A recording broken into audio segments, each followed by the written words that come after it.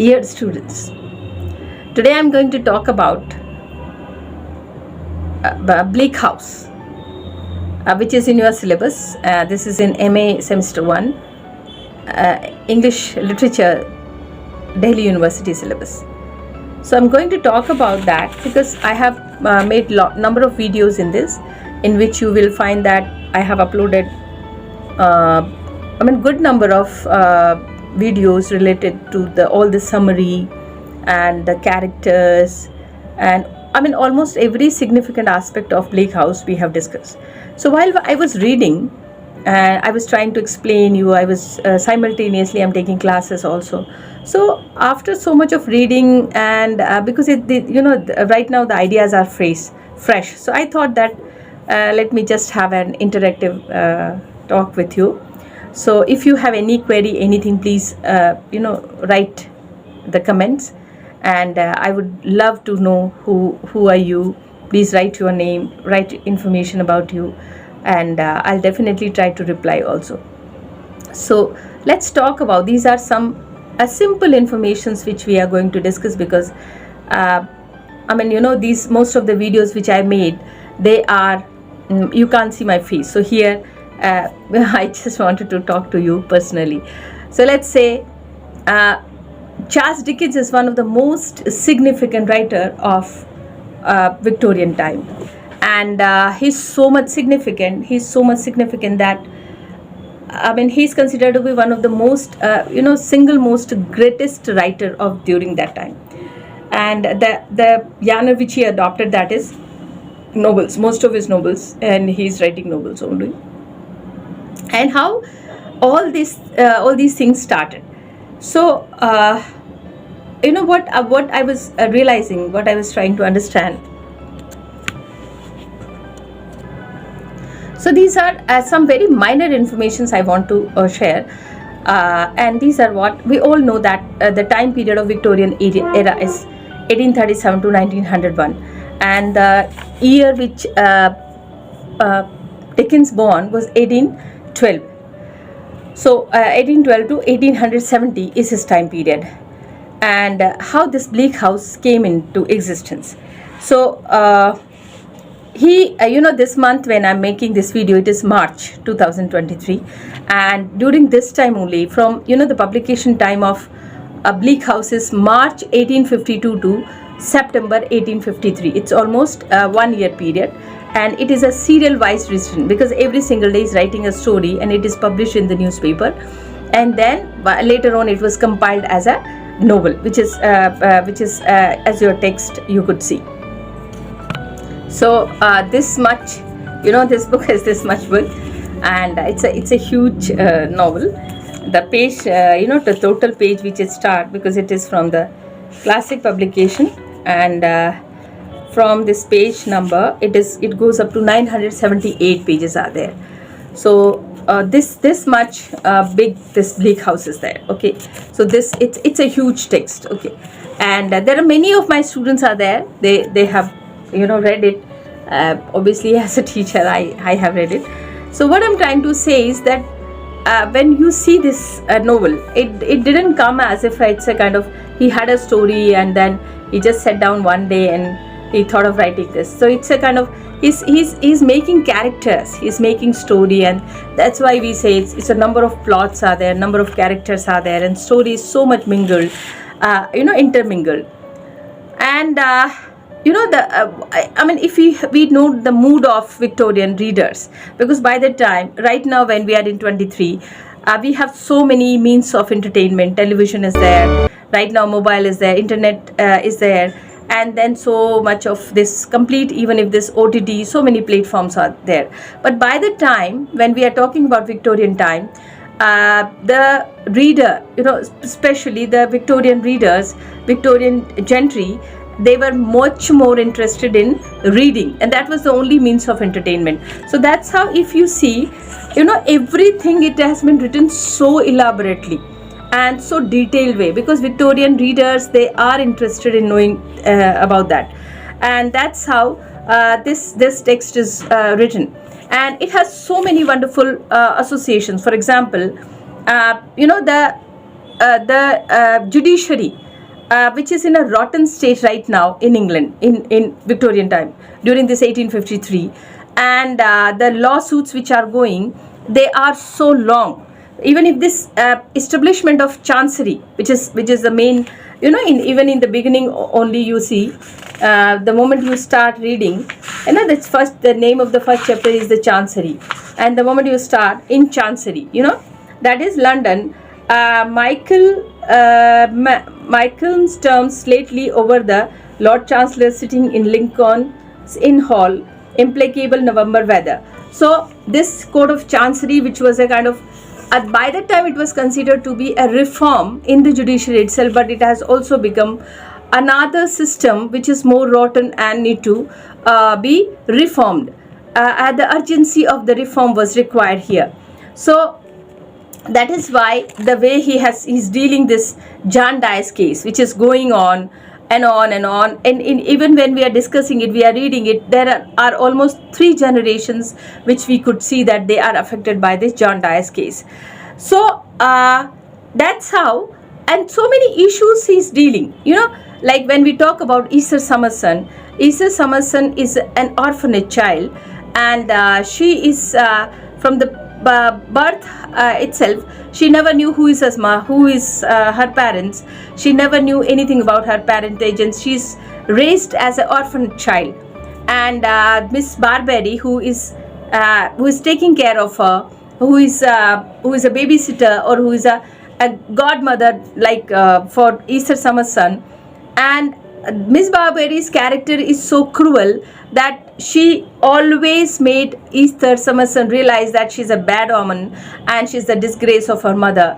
So these kind of statements, these kind of words, when are being given in the minds of the children, they could not make strong and powerful personality. And that's why we see that Esther Summerson is so much submissive, and she is so much ready to do anything for those who are helping her. And that's the reason that when Jarndyce proposed her, because there is a huge age difference. Mr. Jarndyce is almost 60 right now, and Esther is only 20 years. But she couldn't say no, and she was so much obliged there. She thought that if she's marrying Mr. Jarndyce, then maybe, she would be able to repay his obligations. So that's how her personality is being developed. And she's a child who is without parents and without any lineage, and she's considered to be very meek. So we can find out that the problem which is there in the society by this time, it is being reflected so well. When we come to the character of Mr. Bucket is an example. It was by the time in police, the metropolitan magistrate, the reforms for the metropolitan city police, it took place, and the introduction of that spy, the new post was introduced in the British police system, and that is what reflected in Mr. Bucket, who is a spy there, who is a special investigating officer in this novel, and which is not existing earlier.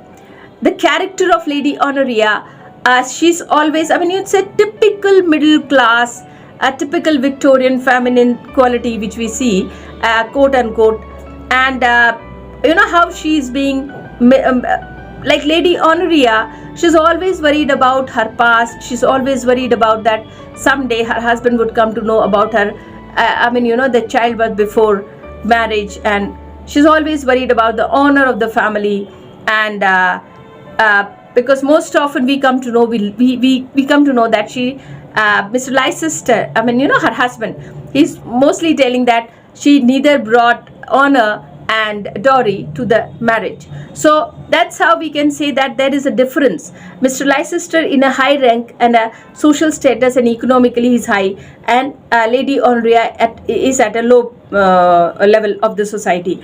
So this union is also unequal, and that's why the Lady Honoria is always subjugated. She is always subordinate to Mr. Leicester. Then we come to know Mr. Tuckinghorn, who is a lawyer, who is a solicitor here, and how cunning, how professional he is. I think he's too much professional. and he is emotionless and is a heartless person who only knows how to extract money out of his clients. And that's how, instead of, because his concern was only to get into the lawsuit related to John Dias and the concern of Lady Honoria associated with John Dias case. So his concern is only up to the level, but he goes beyond that. He get into the personal life of Lady Honoria, and then he tries to find out what was her relationship with Nemo, who is a former lover or a former the man whom she had a child. So that's how, and that is ultimately too much poking into the life of Lady Honoria by Mr. Tulkinghorn ultimately took her life, and she was forced to commit suicide. So these are so many minor issues we could understand through this novel. Then one thing I would like to tell you that one book which is written by Edgar Johnson, and the title of the book is Charles Dickens, His Tragedies and Triumph, and it's published in 1952. This biography is considered to be most significant. Please try to read it, or if you can find out a summary or anything about this, please try to find out.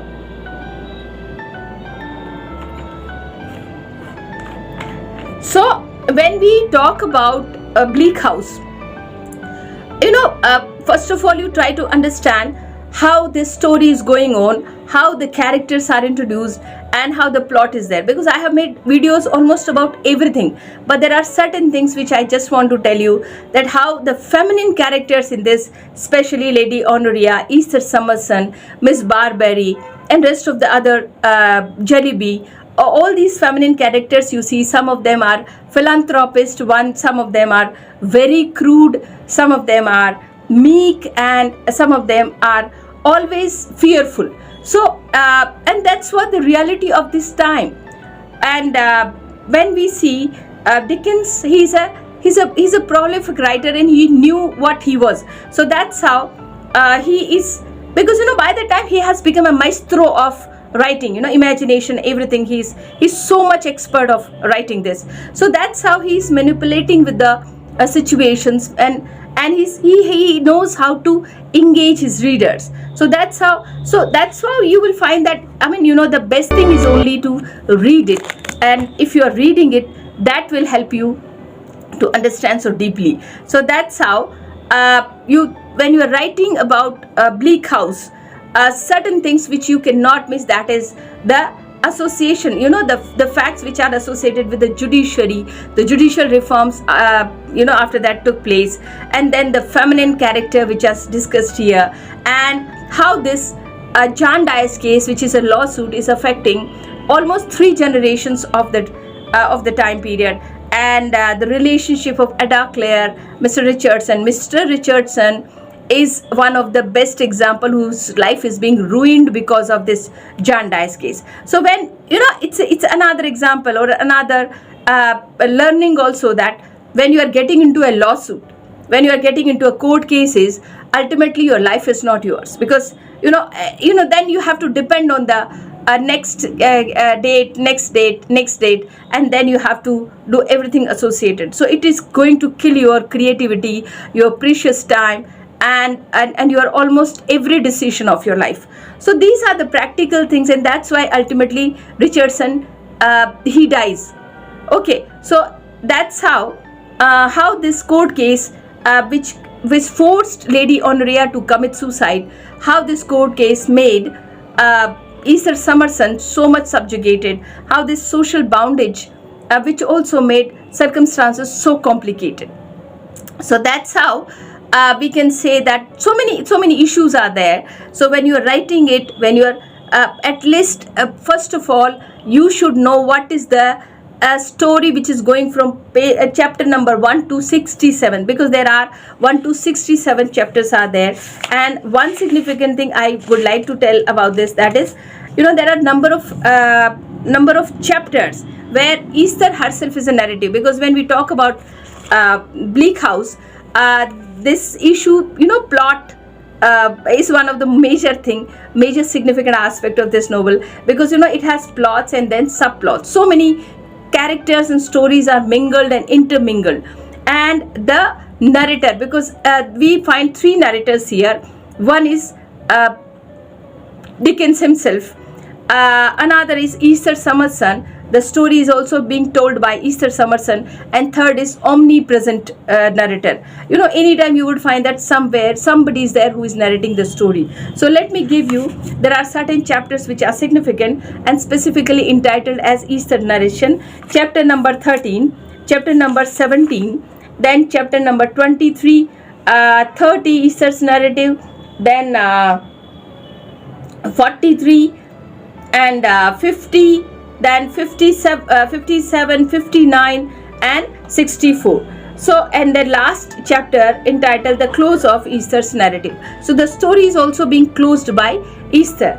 And Easter is actually through Easter's perspective we come to know, because so many dialogues are there where we come to know, that we try to understand the character of Richards by Easter. So that's how Easter is telling the story, and then you come to know so many other things. And one more thing I would like to tell you, that this text which is I'll just show you, what is that. And I found it so interesting because the same text is available in a soft copy also. It's available in, so you see, if you see these are the pictures, and this is what we can make Victorian England so much same as if we are there in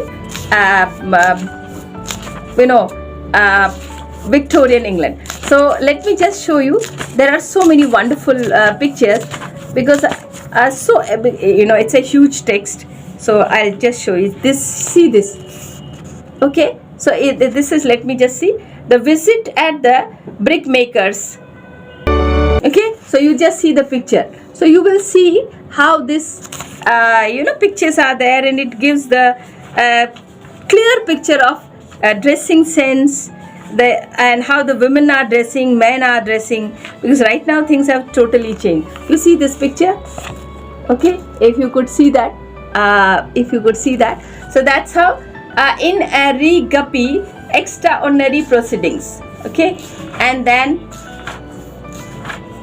because this novel has a BBC documentary also, now you see the little church and park, okay? So many interesting things you will find, and I think you can take it as a one of the text which you can complete in your summer vacation. See, these are the things. So it's a complete detailed description of let me just read out one simple paragraph. It's page number 893. We stopped in a high street where there was a coach stand. My companion paid our two drivers, who were as completely covered with splashes as if they had been dragged along the road like the carriage itself, and giving them some brief direction where to take it, lifted me out of it and into a hackney coach he had chosen from the rest. So you just take any page and you will find it so interesting. I again read, thus invited Mr. Chadman steps forth, and after a little sleek smiling and little oil grinding with the palm of his hands, delivers himself as follows. My friend, we are now, Rachel, my wife and I, in mentions of the rich and great. We now in the mention of the rich and great, my friends. It is because we are invited, because we are hidden to feast with them, because we are bidden to rejoice with them, because we are bidden to play the lute with them, because we are bidden to dance with them. And know then why we are here, my friend. Are we in possession of sinful street, and we do require corn and wine and oil, and what is much same thing, money for keeping thereof, probably so many friends. So this one word is being reused by so many ways, and I read it again. And now it's interesting. It is because we are invited, because we are bidden to feast with them, because we are bidden to rejoice with them, because we are bidden to play a lute with them, because we are bidden to dance with them. So how this bidden to feast, bidden to rejoice, bidden to dance, bidden to play, and bidden to dance, bidden to play, bidden to rejoice, bidden to feast, and bidden to play the lute. So this one word he's using in so way. So language is so amazing, and the skill is so much wonderful. And again I read, to be sure, said my guardian, all of us, I have a great regard for Woodcart, a high esteem for him, and I have been sounding him delicately about his plans. It is difficult to offer aid to an independent man with that just kind of pride which he possesses, and yet I would be glad to do if I might, or if I knew how. He seems half inclined for another voyage, but that happens like casting such a man away. It might open a new world to him, I say.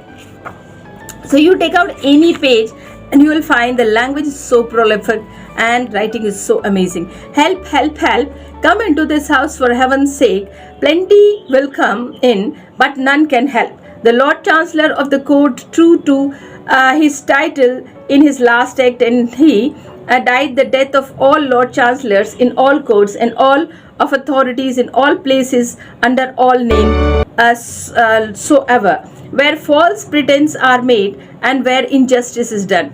Call the death by any name your highness will attribute it to whom you will, or say it might have been prevented how you will. It is the same death, eternal, inborn, inbred, endangered in the corrupted humor of the vicious body itself, and that only spontaneous combustion, and none other of all the deaths that can be died. Now this all, ALL, all word is used in such a different way. The Lord Chancellor of the Court, true to his little in his last act, he died the death of all Lord Chancellor. Okay, now listen, all Lord Chancellor, right?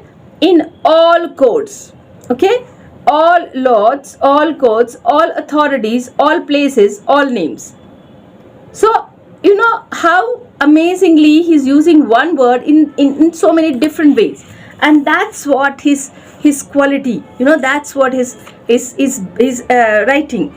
So caddy, said Mrs. Jellyby, quite weary of such little matters, then you must bring him some evening which is not a parent society night, or a branch night, or a ramification night. So you see the word night, and then it is also in so many ways. Society night, branch night, ramification night, and you must accommodate to visit the demand upon my time. My dear Miss Summerson, it was very kind of you to come here to help out the silly chit. Goodbye. When I tell you that I have 58 new letters from manufacturing families anxious to understand the detail of the native and coffee cultivation question this morning, I need not apologize for having very little leisure. So, that's how he actually became so much of smart and expert in playing with the words. That's how Dickens is there. You just pick up any page, okay,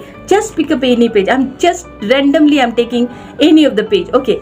At that time, and for good many weeks that after time, Rachel was constant in his visit, beside coming every Sunday or Sunday and remaining with much until Monday morning. He sometimes rode out a horseback unexpectedly and passed the evening with us, and rode back again early next day. He was as vivacious as ever and told us he was very industrious, but I was not easy in my mind about him. It appeared to me that his industry was all misdirected.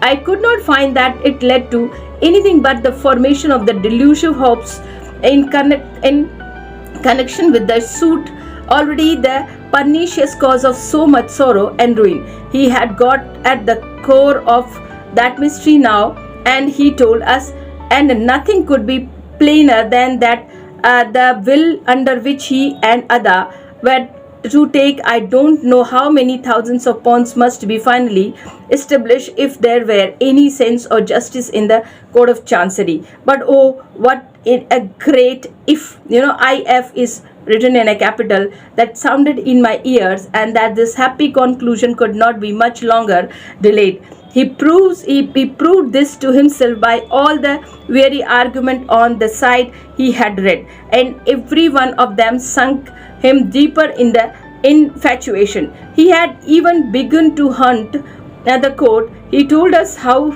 he saw Miss Flite there daily, how they talked together, and how they did her little kindness, and how, while he laughed at her, he pitied her for his heart. But he never thought, never, my poor dear sanguine Richard, capable of so much happiness then, and with much better things before him. What a fatal link was riveting between his fresh youth and her faded age, between his free hopes and her caged bird, and her hungry getter and her wandering mind. You know how the contrast is there. I read it again. Between his fresh youth and her faded age, between his free hope and her caged birds. You know, free hope versus caged bird, a fresh youth versus faded age, then her hungry garret and her wandering mind. So this what I mean, you know, by reading I'm just trying to give you the first-hand experience that how this language is so prolific. And believe me, if you have read this text, definitely your mind is going to have a lot of imagination, and one more thing is you would be having wonderful language. So that's how I mean, you know, at least if you are not able to read, at least try to listen audio, because this is a classical writing. This comes under the classical collection, and it is available as an audio form also. And I have made number of videos, almost I think if a minimum I count, it must be more than 10. So all the aspects I try to cover. Read it, and in my class I have given the questions also.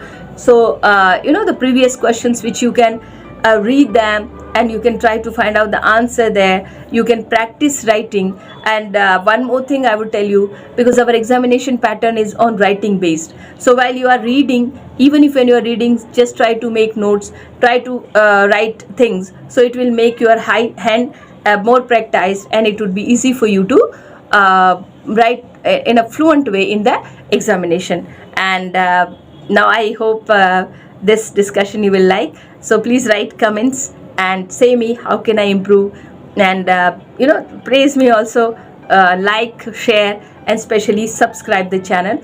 And thank you so much. Jai Hind.